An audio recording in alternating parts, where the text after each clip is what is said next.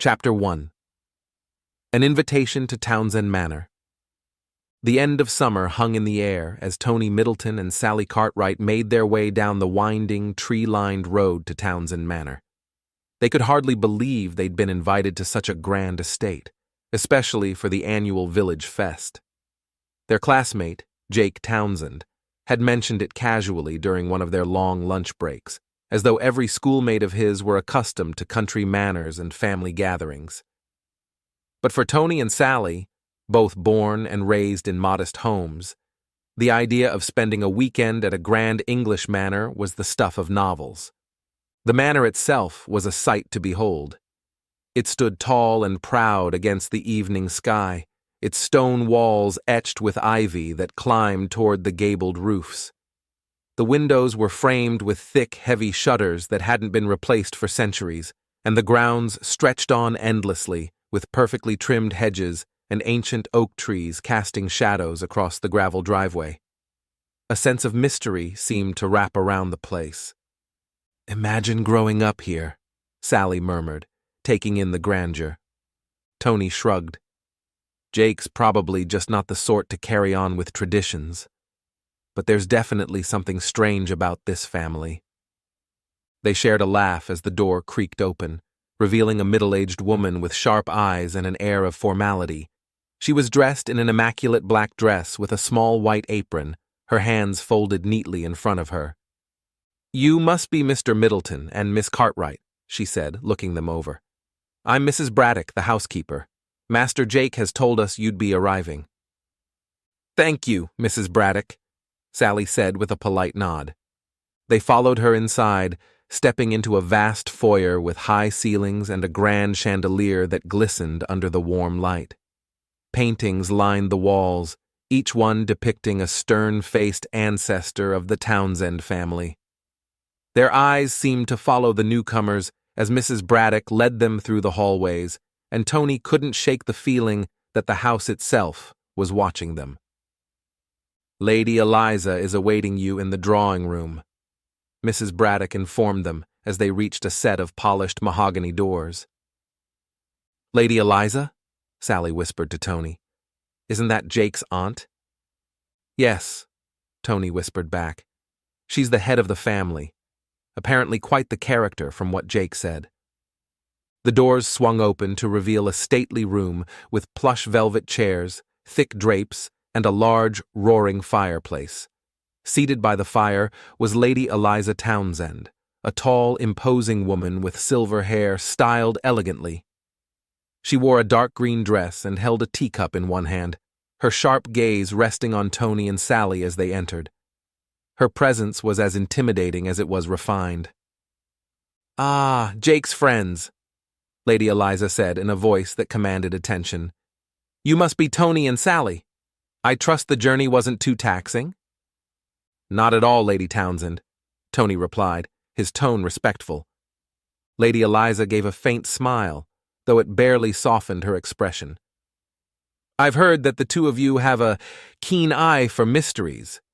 Jake speaks quite highly of your detective skills, as he calls them."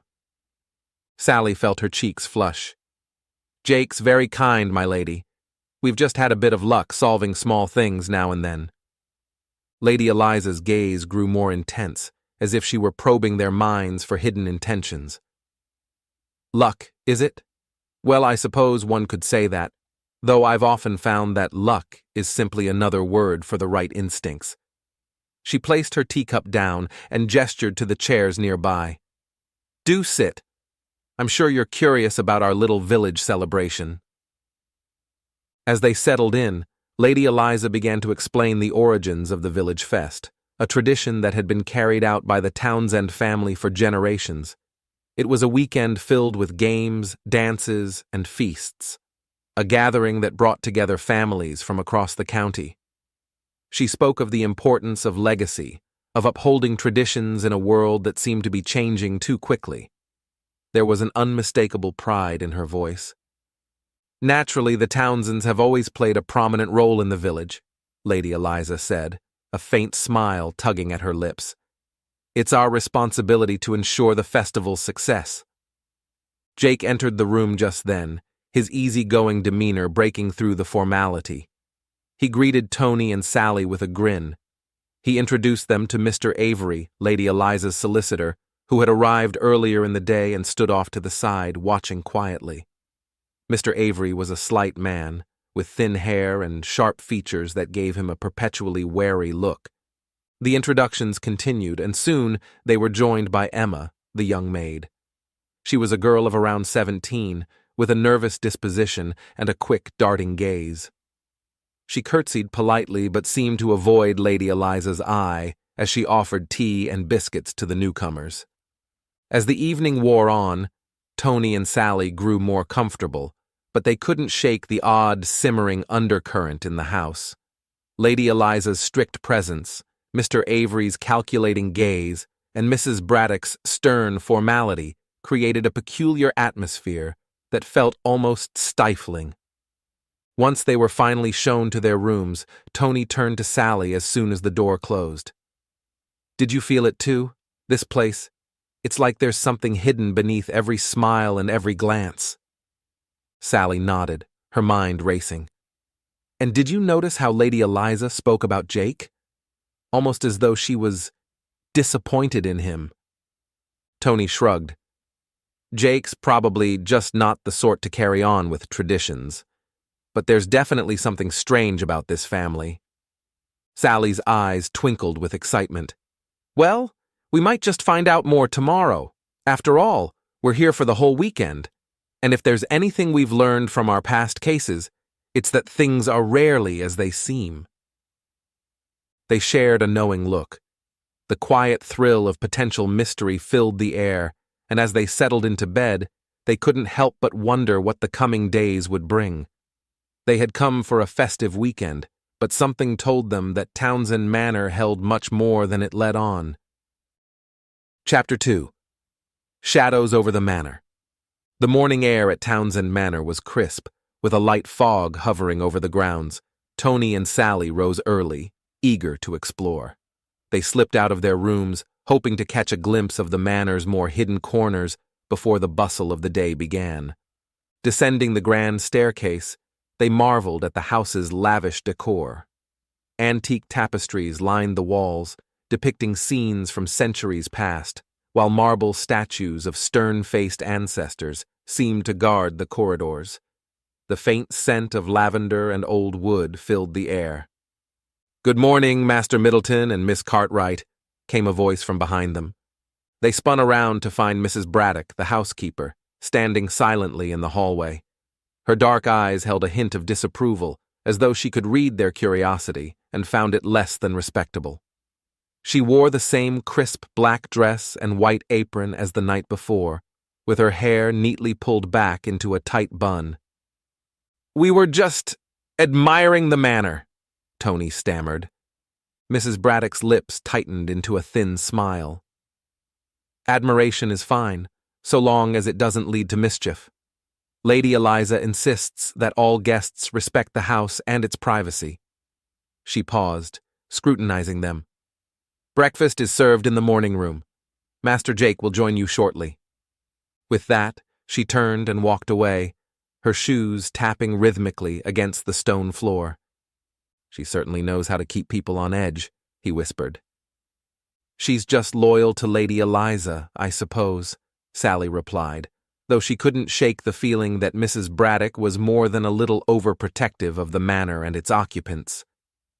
They made their way to the morning room, a bright and inviting space overlooking the garden. Jake was already there, tucking into a hearty breakfast. He waved them over, grinning. "Good morning, detectives," he teased. "Morning, Jake," Tony said. "Did you sleep well?" Jake shrugged. "As well as one can in this place. Aunt Eliza's rules make it feel more like a museum than a home." Sally raised an eyebrow. "Rules?" Jake rolled his eyes, leaning in conspiratorially. "Oh, there are plenty. No going into the West Wing, preserving the family history, she calls it. No wandering outside after dark, no touching certain heirlooms in the library, and so on." He paused, his expression softening. She wasn't always like this.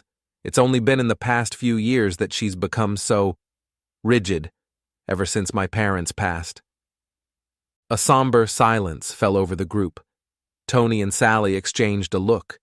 They both understood the weight of family expectations, though perhaps not to the same degree as Jake. But their quiet moment was interrupted by the entrance of Mr. Avery, Lady Eliza's solicitor. Mr. Avery was a slight man with graying hair, wire-rimmed spectacles, and a manner that seemed perpetually cautious. He held a stack of papers close to his chest, as though guarding them with his life. He greeted Jake with a nod, but his gaze lingered on Tony and Sally with thinly veiled suspicion. "Ah, Master Jake," he began, his voice smooth and clipped. "Your aunt has asked me to remind you that you are to assist with the preparations for tonight's gathering." Jake sighed. "Yes, Mr. Avery. I haven't forgotten." Mr. Avery's eyes narrowed. "Good. Lady Eliza would like everything to be perfect for this year's festival." With that, he turned on his heel and exited as quickly as he had entered, his footsteps fading down the hallway. "He's almost as bad as Mrs. Braddock," Jake muttered. "Always watching, always whispering in Aunt Eliza's ear. She listens to every word he says, too." "Do you trust him?" Sally asked, curious. Jake hesitated. "I'm not sure. He's been with the family for years, but there's something about him. Something cold. And Aunt Eliza's made him responsible for all the family's affairs. I sometimes wonder if he has more control over her than he lets on." After breakfast, Tony and Sally decided to take a walk in the garden to discuss what they'd seen. The garden was vast and beautiful, filled with blooming roses, neatly trimmed hedges, and a fountain adorned with stone cherubs. But despite its beauty, an odd sense of melancholy seemed to linger over it. As they strolled along the path, they noticed Emma, the young maid from the night before, tending to a patch of lavender. She worked quickly, but her hands trembled slightly, and she kept glancing over her shoulder as if afraid of being watched. Sensing an opportunity, Sally called out to her, "Hello, Emma. Lovely morning, isn't it?" Emma jumped, nearly dropping her shears. She managed a nervous smile, brushing a stray lock of hair from her face. "Yes, miss. Very lovely." Sally noticed the tension in her voice. "You must be busy with all the preparations for the festival." Emma nodded, her gaze darting toward the manor. "Yes, miss. There's much to be done. Mrs. Braddock insists on perfection. And Lady Eliza, well, she has very high standards." "Is Lady Eliza always so strict?" Tony asked, trying to sound casual. Emma hesitated, glancing around as though fearing someone might overhear. "She wasn't always like this," she whispered. "But things changed after Mr. and Mrs. Townsend's accident. Lady Eliza took charge of everything, and she seems afraid of something. She doesn't say it, but you can see it in her eyes, and in Mr. Avery's eyes, too. They're always so watchful, always listening." Intrigued, Tony pressed on.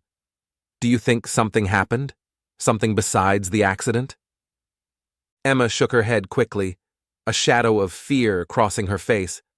I wouldn't know, sir. Lady Eliza's been through a lot, that's all." Sally offered her a warm smile. "Thank you, Emma. We won't keep you any longer." Emma nodded gratefully, returning to her work with an expression of relief. "What do you think?" Tony asked, his voice low. Sally frowned. "I think there's something she's not telling us. Maybe it's just gossip, but what could Lady Eliza be afraid of?" Before they could ponder further, they heard the sound of footsteps approaching. It was Mrs. Braddock, her expression as stern as ever. She eyed them suspiciously. "Are you enjoying the garden?" she asked, her tone cool. "Very much, thank you," Tony replied with a polite smile.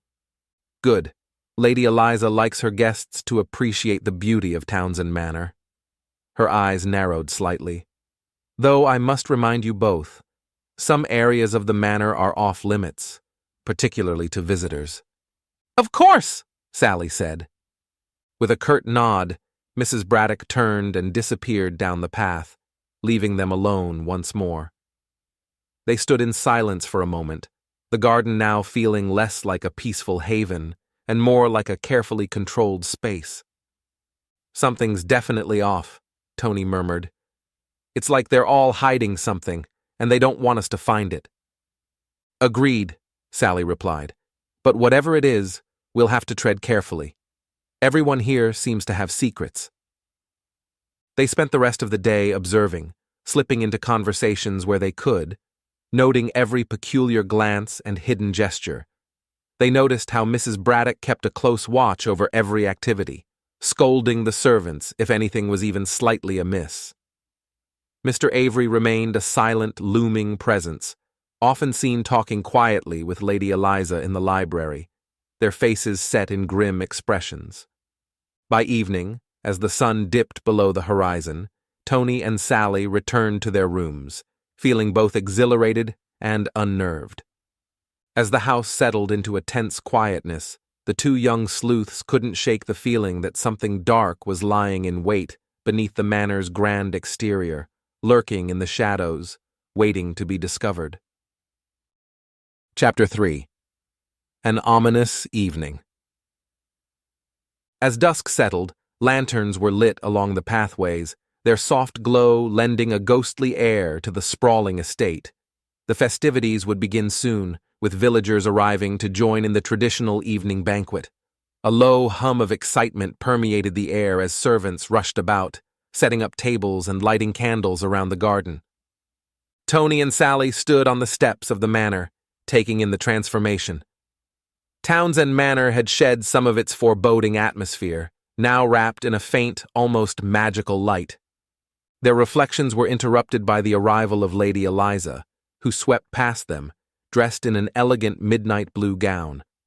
The gown was adorned with silver embroidery, creating an impression of stars shimmering against a night sky. Lady Eliza's presence commanded attention, her movements as precise as her words. She acknowledged Tony and Sally with a brief nod. "Good evening," she said smoothly. "I trust you both have enjoyed your stay so far?" "Very much, Lady Eliza," Sally replied, though she noticed a guarded look in Lady Eliza's eyes. "Excellent," she replied. Her gaze shifted toward the driveway, where villagers were beginning to arrive in small groups, eager to join the festivities. "Tonight is a very special occasion, as I'm sure you've heard. It's the heart of our family's tradition, and the pride of Townsend Manor." She paused, looking at the manor as if it were a living, breathing entity. "I expect nothing but perfection tonight." With that, she turned and walked toward the arriving guests, leaving Tony and Sally to exchange a glance. Lady Eliza seemed more tense than usual, her posture rigid and her gaze distant. As the night wore on, the gardens filled with laughter, music, and the lively sounds of village folk mingling. A string quartet played soft, soothing melodies, and servants circulated trays of wine and hors d'oeuvres. Yet beneath the merriment, an undercurrent of tension rippled through the manor. Tony and Sally drifted through the crowd, observing the guests and their hosts, picking up snippets of conversation. They couldn't shake the feeling that they were on the brink of something significant. And it was during one of these laps around the garden that they noticed Jake standing by himself, looking slightly uncomfortable. He'd dressed in a tailored suit, clearly chosen by Lady Eliza, and he seemed more like a reluctant participant than a proud host. "Hey, Jake," Tony greeted, joining him. "How's the party treating you?" Jake sighed, rolling his eyes. "Same as always. Aunt Eliza wants everything perfect, which means I'm supposed to stand around looking respectable." He glanced around, lowering his voice. "Not exactly my idea of a good time, if you ask me." Sally smiled sympathetically. "I can't blame you. It must be strange, having all these people here, all this formality." "You don't know the half of it," Jake muttered. He hesitated, then leaned in closer. "Listen, there's something I need to tell you both. Something strange has been happening around here lately." "What do you mean?" Tony asked. Jake glanced over his shoulder, as though to ensure they wouldn't be overheard. "I've been hearing things. At night, in the West Wing, the part of the manor that Aunt Eliza forbids anyone from entering. I don't know what it is, but there's this scraping sound like something heavy is being dragged." Sally's brow furrowed. "Have you ever gone to check it out?" Jake shook his head. "Are you kidding? Aunt Eliza would have my head if she found out. But I've asked Mrs. Braddock about it, and she claims it's just the wind or some nonsense like that." He paused, lowering his voice further. "But I don't believe her. I think she knows more than she's letting on." The three of them stood in silence, the weight of Jake's words sinking in. Just as Tony opened his mouth to suggest they investigate further, the sound of a glass shattering interrupted them. They turned to see Mr. Avery, Lady Eliza's solicitor, standing near a table, his face flushed and his hands trembling slightly. He had knocked over a wine glass, and Mrs. Braddock was already rushing over, her face taut with barely concealed irritation. As she helped him clean up, Mr. Avery shot a glance at Lady Eliza, who was watching him with a look of disapproval. "Mr. Avery seems a bit out of sorts, doesn't he?" Sally observed, frowning. Jake nodded. "He's been on edge all day. Aunt Eliza's been speaking to him in private for hours, and he seemed even more nervous afterward." As the night continued, Tony and Sally kept a close eye on Mr. Avery, Lady Eliza, and Mrs. Braddock, each of whom appeared to be concealing something. The guests, however, remained blissfully unaware of the mounting tension. The festivities were in full swing when, suddenly, a loud cry pierced the air. The laughter stopped abruptly, and the crowd turned to see Emma, the young maid, running from the manor, her face pale as a ghost. She's dead!" Emma gasped, clutching at her apron. Her voice trembled. "Lady Eliza, she's dead!" A murmur of shock rippled through the crowd. The guests looked at each other in disbelief, their faces filled with horror and confusion. Tony, Sally, and Jake exchanged a quick look before hurrying toward the manor, with Mr. Avery and Mrs. Braddock close behind. Inside, Lady Eliza's private study lay in chaos. Papers were strewn across the desk, and an overturned teacup lay shattered on the floor, its contents spilled across the Persian rug. But the most disturbing sight of all was Lady Eliza herself, slumped over her desk, her face pale and lifeless.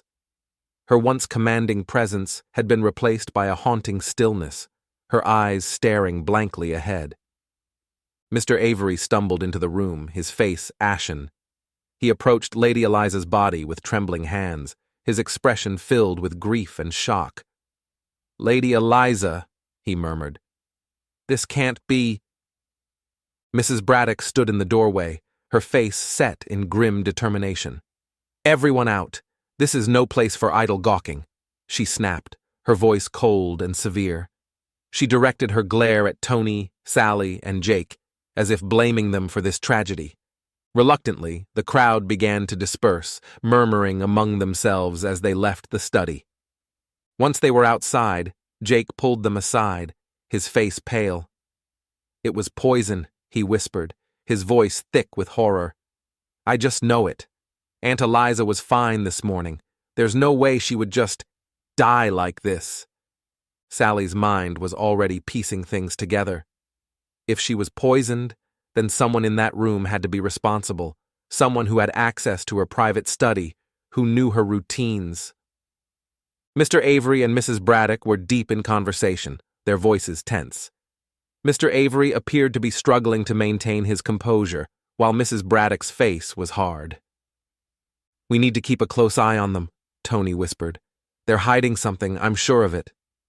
The three friends huddled together, their determination growing with each passing moment. As the manor fell silent and the guests returned to their homes in a state of shock, Tony, Sally, and Jake vowed to uncover the truth. Chapter 4. Shadows of Suspicion.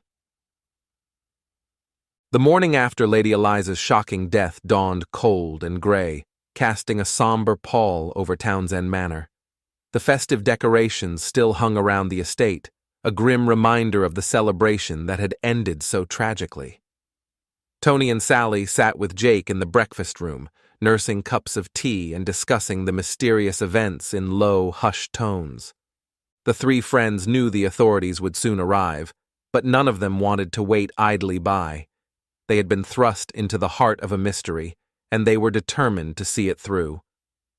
"Jake," Tony began, his voice serious, "we need to know everything you can tell us about Lady Eliza's life, who her close associates were, any recent conflicts or strange behavior, anything that might give us a clue." Jake hesitated, glancing over his shoulder as if someone might overhear. "Aunt Eliza, she wasn't easy to understand. She kept a lot to herself. Even with me, she was always very controlled, very secretive. But recently, she seemed tenser than usual." Sally leaned forward. "Do you think she was worried about something specific?" Jake nodded. "Yes. For the past few months, she's had these meetings with Mr. Avery, her solicitor. They'd go into her study and shut the door, sometimes for hours. I never knew what they discussed. But afterward, she would look tired, almost drained." Tony rubbed his chin thoughtfully. That might explain Mr. Avery's nervousness last night. He seemed on edge, almost like he was hiding something. "Or guilty," Sally added. "Mr. Avery was one of the last people to see her alive, after all." Jake's face grew troubled. "I don't want to believe it, but he might have had a reason to, well, want her out of the way. Aunt Eliza was incredibly wealthy, and her will was a point of contention in the family. Avery managed all her legal matters, so he would know her financial arrangements better than anyone." They fell into a tense silence, each lost in thought. Just then, a knock at the door interrupted their musings. Detective Inspector Harold Greaves entered, a tall, middle-aged man with a stern face and piercing blue eyes. He had an air of authority about him, his gaze sharp and appraising as he looked over the trio. "Good morning," he greeted, his tone brisk. "I understand you're Jake's friends from school, and that you were present at the festivities last night." Tony and Sally nodded, while Jake introduced them. The inspector's gaze softened slightly as he addressed Jake. "I'm sorry for your loss, Jake. Lady Eliza was well regarded in the community. I hope to bring swift justice to whoever is responsible." Jake muttered a quiet thanks, his face pale but resolute. Inspector Greaves wasted no time, diving into his questions with methodical precision. "Jake, do you know of any recent disagreements your aunt might have had? Any tensions within the household?" the inspector asked, his notepad poised.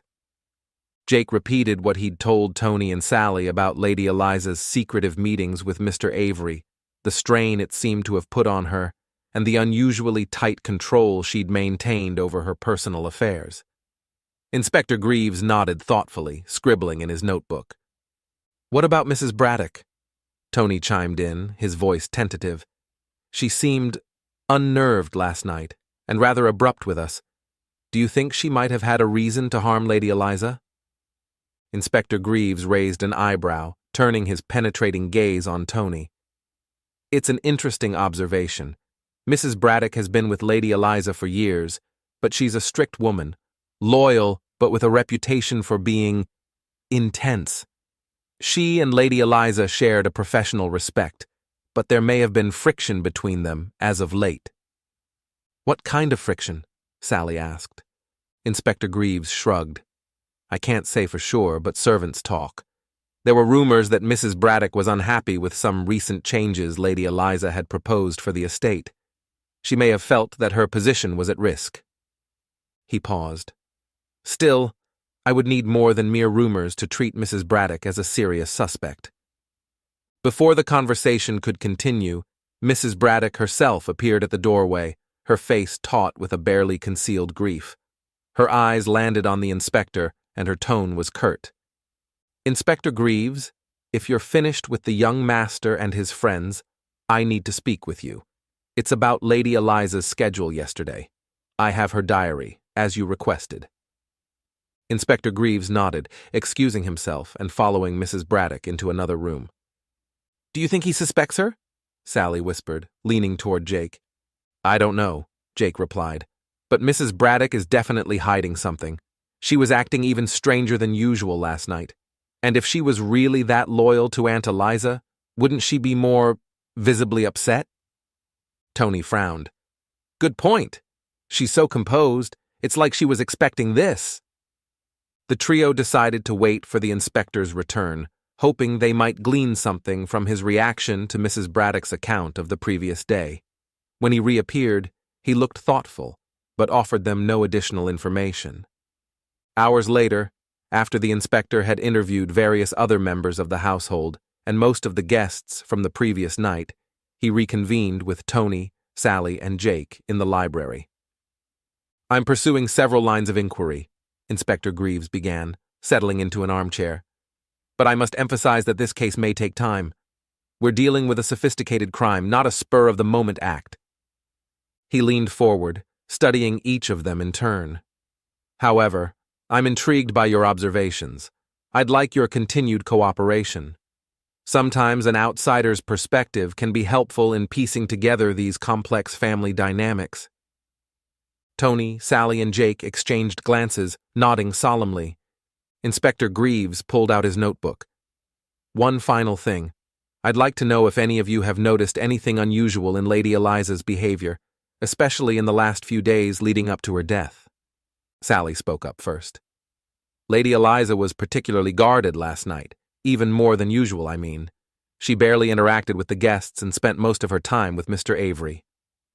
Tony added, Jake mentioned hearing strange noises in the West Wing at night. We think Lady Eliza might have been hiding something there. Mrs. Braddock might know more about it, but she seems reluctant to talk. Inspector Greaves listened intently, his fingers tapping thoughtfully on his notebook. I see. This West Wing business is interesting. I may have to inspect it myself. He stood, signaling that the conversation was over. For now, I'll continue my investigation. I'd suggest that you three keep your distance and let the police handle things. However, if you do come across any other observations, you know where to find me. After the inspector left, Tony, Sally, and Jake remained seated. We need to check the West Wing, Tony declared firmly. If there's something there that Lady Eliza was hiding, it might be the key to understanding why she was killed. Jake hesitated, but then nodded, a look of steely resolve in his eyes. If it can help solve her murder, I'm willing to do it. Tonight, after everyone's asleep. They each left the library with a sense of purpose, agreeing to meet by the West Wing's entry later that night. As the manor fell silent and darkness once again crept into its shadowed corridors, Tony, Sally, and Jake prepared themselves to uncover whatever secrets lay buried within the Forbidden Wing. Chapter 5. Secrets in the Shadows. The clock had just struck midnight when Tony, Sally, and Jake met at the entrance to the West Wing. The house was silent, cloaked in shadows, and the only sounds were the faint creaks and sighs of the old manor settling into the night. The West Wing had been cordoned off for years, largely forgotten by the family. It was a part of Townsend Manor shrouded in mystery. Jake took a deep breath. Are we really doing this? Yes, Tony replied, a determined glint in his eyes. Lady Eliza must have kept something here, something she didn't want anyone else to find. If we can uncover what it was, it might just lead us to her killer. Sally gave Jake an encouraging nod, and together the three pressed forward. They moved through the main corridor of the wing, their small lantern casting an eerie, flickering glow on the walls around them. Every so often, they passed a closed door, each one seeming to guard secrets of its own. Why was this wing shut off in the first place? Sally asked. Family rumors? Jake replied, keeping his voice low. Years ago, there was talk of a scandal involving an ancestor of ours. No one knows exactly what happened, but ever since, the West Wing has been left untouched. They reached the end of the hallway and found a large, ornate door, its wood dark and worn with age. Jake pulled a key from his pocket, one he'd taken from Lady Eliza's desk drawer earlier that day. He slid it into the lock, and with a soft click, the door swung open. The room inside was grand but dimly lit, the heavy curtains drawn tight over the windows. Dusty sheets covered the furniture, and an odd smell lingered in the air, a mix of old books, stale air, and something metallic, faintly unpleasant. In the center of the room was a massive oak desk, its surface littered with old papers and scattered objects. Jake moved forward and lifted the edge of one of the sheets covering a chair. "I used to wonder what was back here, but Aunt Eliza always refused to talk about it." They began searching the room carefully, combing through the desk drawers, the shelves, and the various cabinets that lined the walls. Tony rifled through stacks of old letters, his brows furrowing as he read snippets here and there, trying to make sense of what he was seeing. Most of the letters were harmless, detailing family matters and estate business, but one caught his eye. "Look at this," he whispered, handing the letter to Sally and Jake. It was addressed to Lady Eliza, dated only a few months prior, and was signed by none other than Mr. Avery. The letter was cryptic, filled with veiled references to urgent matters and delicate issues that needed to be resolved quickly. There was a distinct sense of urgency, as if Mr. Avery were pushing Lady Eliza toward a decision she was reluctant to make. "This could explain her tension," Sally murmured. "It sounds like she was under pressure and Avery was in the thick of it." Jake frowned. "But why would he do that? Avery's always been so loyal to our family. Why would he pressure Aunt Eliza like this?" Tony glanced around the room thoughtfully. Maybe he wasn't as loyal as he seemed, or maybe he was using his position to manipulate her for his own gain. Just as Tony was about to continue, Sally let out a soft gasp. She had been examining a tall cabinet in the corner of the room, and her fingers had grazed something unusual, a hidden compartment. With a click, the panel slid open, revealing a small, locked box inside. "What's in there?" Tony asked, moving closer to peer over her shoulder. Sally looked at Jake, who still held the key they'd used to unlock the door. "Let's try the key," she suggested, handing him the box. Jake inserted the key, and to their surprise, it fit perfectly. The lock clicked open, and Jake lifted the lid with bated breath. Inside were a handful of items, a faded photograph of a man they didn't recognize, a small vial with a clear liquid, and a letter addressed to Lady Eliza in bold, unfamiliar handwriting. Tony picked up the letter, his eyes scanning the words as he read aloud. "Eliza, you know as well as I do that what we've done cannot be erased. Our actions, our choices, they will come to haunt us. The past is never truly buried, and one day someone will find out. When that time comes, you must be prepared to face the consequences." There was no signature, but the letter was dated nearly 20 years earlier. "What could this mean?" Jake whispered, his face pale. "What was she involved in?" Sally's gaze fell on the vial, and her expression darkened. That liquid, it could be poison, perhaps the same poison that killed her. Tony nodded grimly. "It's possible. Lady Eliza might have kept it as a reminder, a warning to herself, or perhaps as leverage against someone who knew her secret." Jake held up the photograph. "And this man, do you think he was part of it?" They examined the photograph closely, noting the man's stern expression and formal attire. There was something almost haunting about his eyes. "I don't recognize him," Jake admitted, "but if Aunt Eliza kept his photo here, he must have been important." They decided to take the letter and the photograph back to their rooms, hoping to compare it to any other documents they might come across later. Just as they were about to close the compartment, Tony noticed another scrap of paper tucked inside. Pulling it out, he realized it was a fragment of a will, mentioning specific inheritance details. It referenced large sums and properties, some of which had allegedly been diverted to Mr. Avery for safekeeping. "This is huge," Sally murmured. "If Mr. Avery was mismanaging her estate, or worse, embezzling from her, He would have a very strong motive to keep her silent. The room suddenly felt colder, as if the very walls held secrets that they weren't meant to uncover. "We should go," Tony whispered, glancing nervously around the room. "If anyone catches us here, it could jeopardize everything." The trio quickly closed the cabinet, replaced the sheets, and quietly slipped out of the room, shutting the door behind them. The hallway stretched ahead, silent and dark, as they made their way back to their rooms, careful to avoid making any noise that might rouse the household. Once they were safely back in their quarters, they spread out the evidence they had collected on the bed, studying it in the light of a single lantern. "It seems we have two possibilities," Tony said thoughtfully. "Either Mr. Avery was using Lady Eliza for financial gain, or there was something far deeper and darker at play. This letter makes it sound like she was involved in something secretive and dangerous years ago, something she couldn't escape." Sally nodded. "Maybe Mr. Avery knew her secret and used it against her. If Lady Eliza felt trapped, she might have tried to confront him, and he might have silenced her." Jake shuddered at the thought. "We have to take this to Inspector Greaves. He needs to know what we found."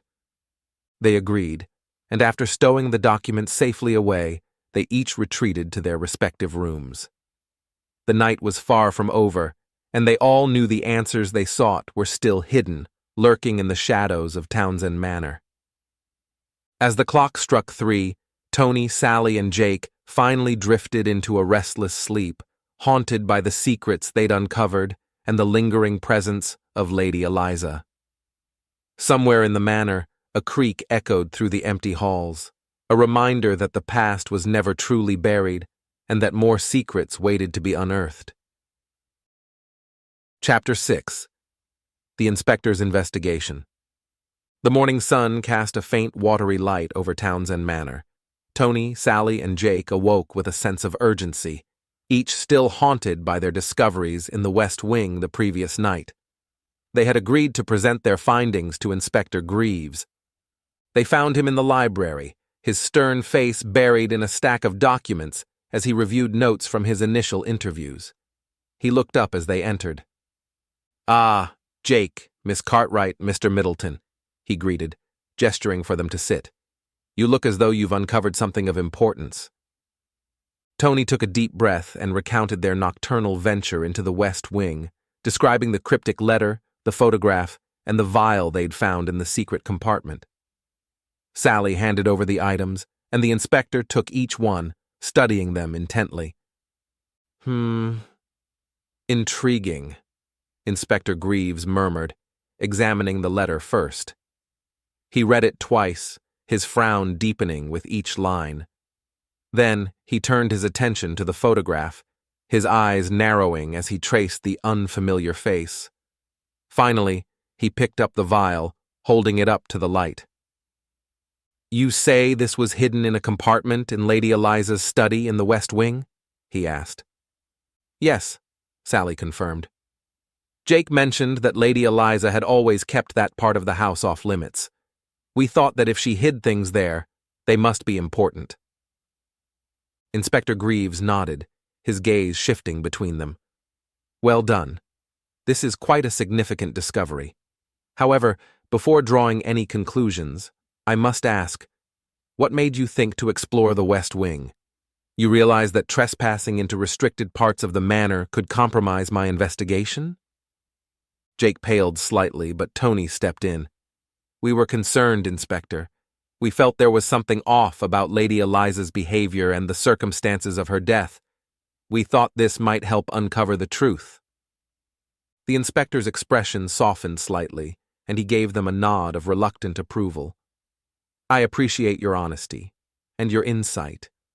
Lady Eliza did indeed have a rather enigmatic history. I've learned she was involved in a discreet network of associates, though specifics are sparse. This letter, however, hints at a secret she may have shared with others, perhaps even Mr. Avery." He paused, his eyes falling on the photograph. This man, whoever he is, could have held sway over her in some way. It's possible that he, too, knew of whatever Lady Eliza was hiding. Sally leaned forward. Inspector, do you think Mr. Avery was involved in this network of hers? Could he have been manipulating her? Inspector Greaves tapped his fingers thoughtfully on the table. Mr. Avery is indeed a person of interest. His proximity to Lady Eliza's finances and affairs, combined with this unusual pressure he placed on her, is suspicious. But he is not the only one under scrutiny. At this, he opened a small folder and retrieved notes he had compiled on the 3 prime suspects they had so far identified. Tony, Sally, and Jake listened intently as he reviewed each one in turn. First, there's Mr. Avery. As Lady Eliza's solicitor, he had control over her legal and financial matters, and this letter suggests he may have used that position to influence her decisions. If he was aware of her secrets, he may have held leverage, possibly for financial gain. He paused and glanced at the letter. The phrase, "our actions cannot be erased," makes me think that he may have shared a past with Lady Eliza, something unsavory that neither wanted to see the light of day. Now, Mrs. Braddock, Greaves continued, pulling up another sheet. She's been a loyal housekeeper for years, but recently there were whispers of tension between her and Lady Eliza. Lady Eliza had been considering major changes to the estate, including possibly dismissing Mrs. Braddock from her position, which would have left her destitute. If she felt betrayed after years of loyalty, she may have been desperate enough to act. Do you think Mrs. Braddock knew about Lady Eliza's secrets? Jake asked. It's possible, Greaves replied. Servants often know more about their employers than we give them credit for. If Mrs. Braddock was privy to Lady Eliza's activities, or even suspected them, she may have felt an overwhelming resentment, especially if she thought Lady Eliza's actions would endanger the household or her own position. Tony frowned, still mulling over the photograph. And what about Mr. Avery? He seemed almost too eager to stay out of the investigation. Could he have known Lady Eliza's secrets and been trying to protect himself by distancing? The inspector nodded. Mr. Avery, he is Lady Eliza's financial advisor, tasked with maintaining her wealth and securing her investments. He had great influence over her, and some of her recent financial decisions were reportedly under his counsel. If he mismanaged funds or even manipulated her assets to cover personal ventures, he might have had every reason to fear discovery. Greaves leaned forward, his voice lowering. And yet, none of these motives entirely explain the poison. It's a deliberate, calculated method of murder. It's subtle, with minimal signs, and one that requires close access to the victim's meals or drinks. It requires planning. A long silence followed, and then Sally broke it. So, Inspector, what will you do next? Follow the trail, he said resolutely. The poison is our strongest lead, and it's crucial to find out who had access to Lady Eliza's food and drink the day she was poisoned. I'll need to speak with the kitchen staff, any servants who might have been involved, and of course Mrs. Braddock herself.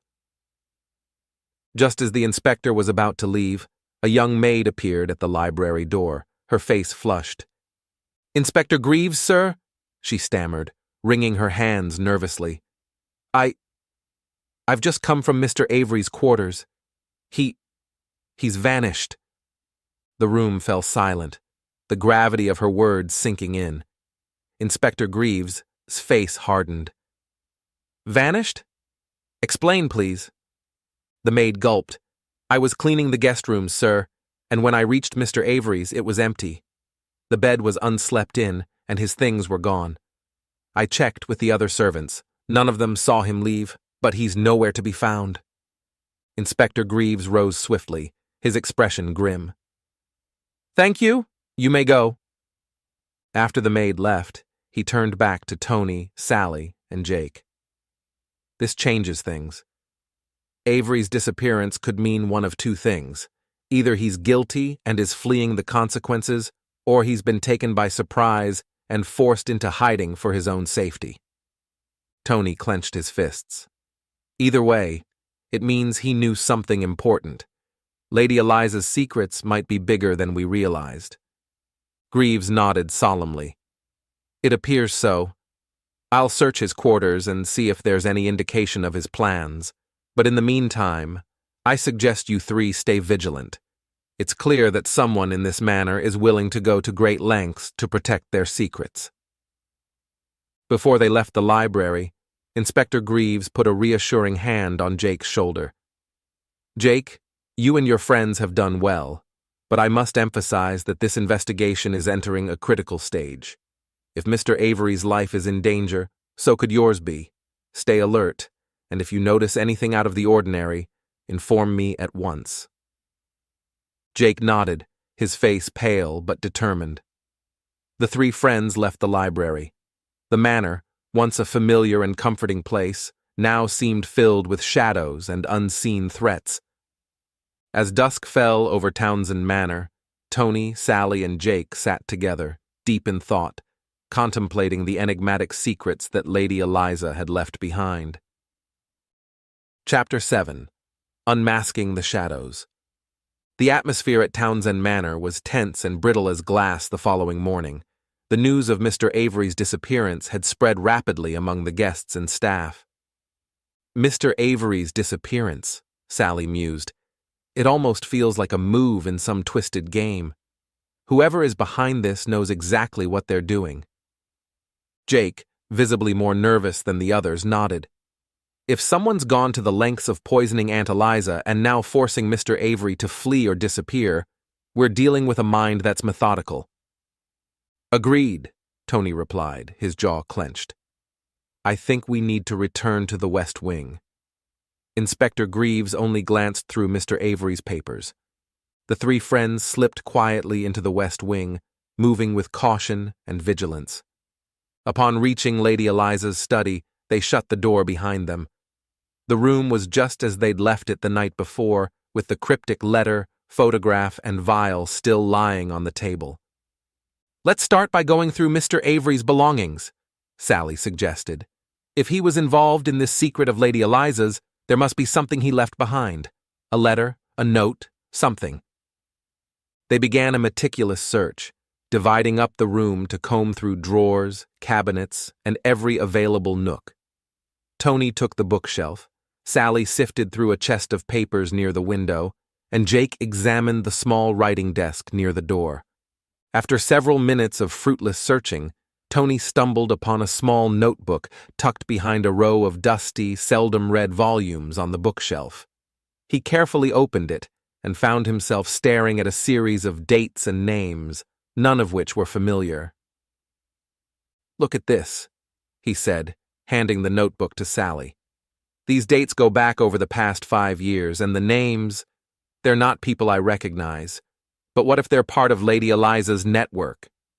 Sally's eyes scanned the names thoughtfully. Perhaps these are her contacts, or the people she was associated with.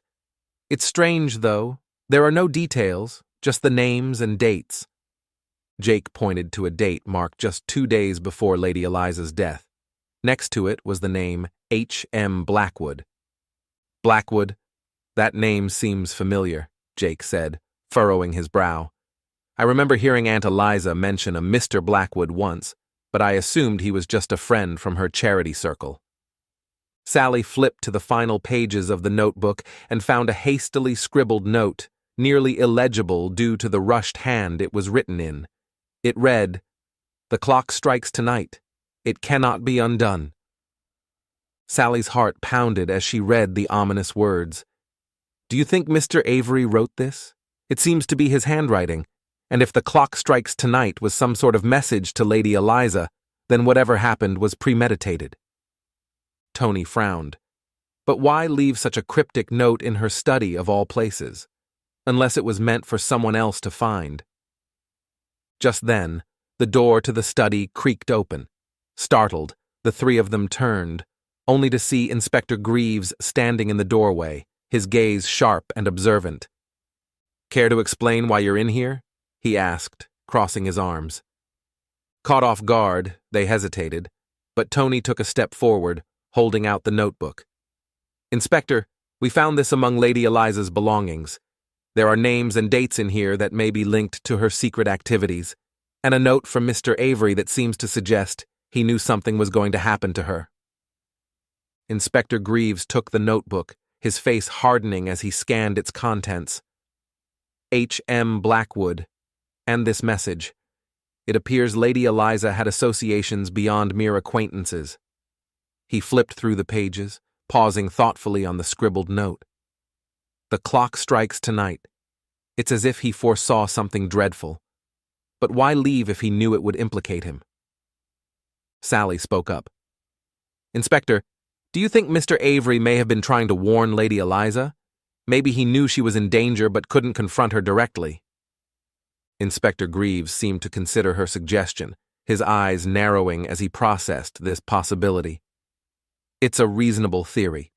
However, the involvement of Blackwood here troubles me. I know of only one Blackwood, and he has a rather dubious reputation. The inspector went on to explain that H.M. Blackwood was a former associate of several influential families, a man with a murky background and a history of financial manipulations. Known for his persuasive charm and manipulative tactics, Blackwood had vanished from the social scene a few years prior after being suspected of orchestrating several high-profile scandals. However, nothing had ever been proven. If Lady Eliza was indeed in contact with Blackwood, Inspector Greaves continued, it's likely she was drawn into a much larger scheme, one that could have endangered her life. A sudden knock at the door interrupted their conversation, and a maid entered, her face pale and her voice trembling. Sir, I thought you should know. Mrs. Braddock? She's gone too. The inspector's gaze darkened. Gone? Explain. I went to bring her breakfast this morning, but her room was empty, and the bed wasn't slept in, the maid stammered. I asked the other servants, but no one's seen her since last night. Inspector Greaves gripped the notebook tightly, his expression resolute. It appears our suspect may be fleeing. Gather all the staff and ensure no one else leaves the manor. It seems we have not one, but two disappearances on our hands. Whoever had orchestrated Lady Eliza's death had likely enlisted others within the manor to carry out their plan, and was now eliminating them to tie up loose ends. Inspector Greaves quickly took charge, organizing a search of the manor and grounds. Tony, Sally, and Jake accompanied him, hoping they might stumble upon some clue that would unravel the mystery. As they made their way through the dim, winding corridors of Townsend Manor, Sally's thoughts returned to the cryptic letter they had found earlier. Our actions cannot be erased. After hours of searching, they came upon a storage room near the back of the manor, filled with old furniture, trunks, and a dusty collection of household odds and ends. There, hidden beneath a stack of old quilts, they found Mrs. Braddock, unconscious and bound. She had been left in a dark corner, with only a small trickle of light streaming in through a crack in the boarded-up window. Inspector Greaves immediately called for assistance, and the housemaid was carefully unbound and roused. As she regained consciousness, her eyes were wild with fear. Mrs. Braddock, Inspector Greaves said gently, we need to know who did this to you. Do you remember anything? Mrs. Braddock's voice was shaky. It was Mr. Avery, she whispered, her gaze filled with terror. He told me Lady Eliza knew too much. He said she would ruin him, and that if I didn't help him, he'd ruin me too. Inspector Greaves' face was grim as he rose. This isn't over yet. Avery may have fled, but I'll see to it he's found. As for you three, he said, turning to Tony, Sally, and Jake, your efforts in uncovering these secrets were invaluable. You've helped bring light to a dangerous conspiracy. Tony, Sally, and Jake felt a mix of relief and satisfaction as they looked around the room. They had faced shadows of both the past and present, unmasking a plot that could have remained buried.